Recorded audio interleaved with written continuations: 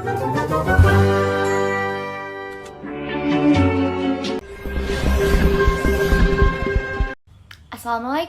hai, saya Ilona Pian Kastiawan yang akan menjelaskan 11 skill literasi digital menurut Jenkins 2009. Oke, yang pertama ini ada play atau bermain. Play atau bermain ini merupakan kunci untuk memulai mengenal media baru yang akan kita gunakan. Karena dengan play atau bermain, kita jadi pengen tahu atau pengen kepo nih terhadap media baru yang akan kita gunakan, hingga nantinya kita bisa mengekspresikan diri kita melalui media tersebut. Contohnya ketika saya menggunakan media TikTok. Ketika saya menggunakan media TikTok, pastinya saya akan mencari tahu bagaimana sih cara bermain TikTok, dan saya akan mengekspresikan diri saya melalui aplikasi tersebut, seperti contoh pada di samping ini ketika saya memix and match outfit yang saya unggah pada media TikTok. Yang kedua itu ada simulation. Simulation di sini berarti kemampuan kita ketika kita bisa bereksperimen terhadap alat simulasi yang nantinya ilmunya itu bisa kita terapkan pada dunia nyata. Contohnya ketika bermain game pada gambar di samping yang menggunakan alat AR simulation. Nah, pada di samping itu kita seolah-olah sedang mengendarai sebuah mobil, padahal nyatanya kita hanya bermain game. Ilmu dalam game tersebut bisa kita terapkan ketika kita nanti mengendarai sebuah mobil di kehidupan nyata. Tiga itu ada performance. Performance di sini adalah kemampuan kita untuk melakukan upgrade diri dengan menjelajahi hal baru menggunakan identitas alternatif. Maksudnya gimana sih? Contohnya misalnya kita suka banget nih sama Cinderella, terus kita mau cosplay cara pakaiannya dia atau sikapnya dia. Nah, sebelum kita cosplay itu kita harus mencari tahu apa sih peran sosialnya, bagaimana sih dia sifatnya. Nah, cosplay menjadi Cinderella ini akan membantu kita untuk mengupgrade diri agar menjadi manusia yang lebih baik dan sabar walaupun dijahati banyak orang.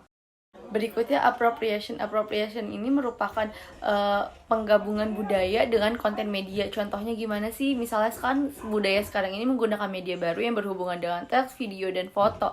Nah, terus bagaimana caranya kita bisa menggabungkan itu untuk menjadi konten media? Contohnya seperti yang saya buat pada gambar di samping dan di samping.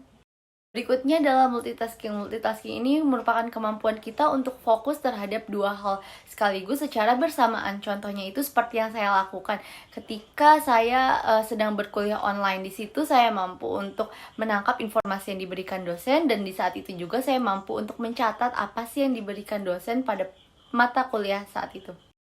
Berikutnya adalah distributed cognition. Distributed cognition ini merupakan kemampuan kita ketika kita bisa berinteraksi dengan penuh makna menggunakan peralatan atau media baru yang bisa memperluas kapasitas mental manusia. Atau bisa disebut juga ketika kita bisa mempraktikkan apa yang kita pelajari dari dunia maya ke dunia nyata. Contohnya seperti yang saya lakukan itu ketika saya ingin membuat kue. Saya akan memilih media YouTube untuk mengetahui cara melihatnya dan akan saya praktikkan ke dunia nyata.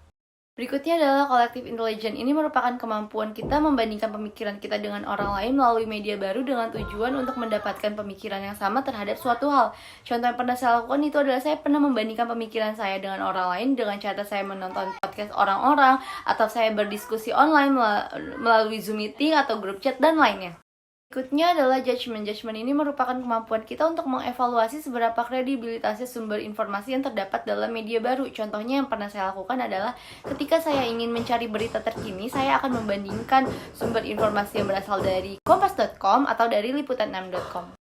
Berikutnya adalah transmedia navigation. Ini merupakan kemampuan kita ketika kita bisa mengikuti alur informasi dari berbagai mode atau berbagai platform media. Contohnya ketika saya mengikuti series Dilan, saya mampu mengerti series tersebut walaupun series tersebut ditayangkan dalam sebuah film atau novel elektronik. Berikutnya adalah networking. Networking ini merupakan kemampuan untuk mencari, menelaah, dan membagikan suatu informasi. Contohnya ketika saya ingin mengetahui informasi mengenai COVID-19, saya akan membuka website World Health Organization yang nantinya saya pahami dan saya bagikan kepada teman atau kerabat saya.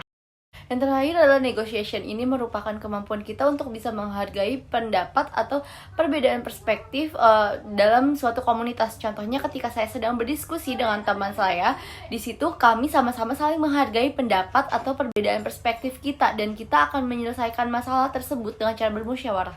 Nah, gimana nih teman-teman? Udah pada ngerti semua kan 11 skill literasi digital menurut Jenkins 2009?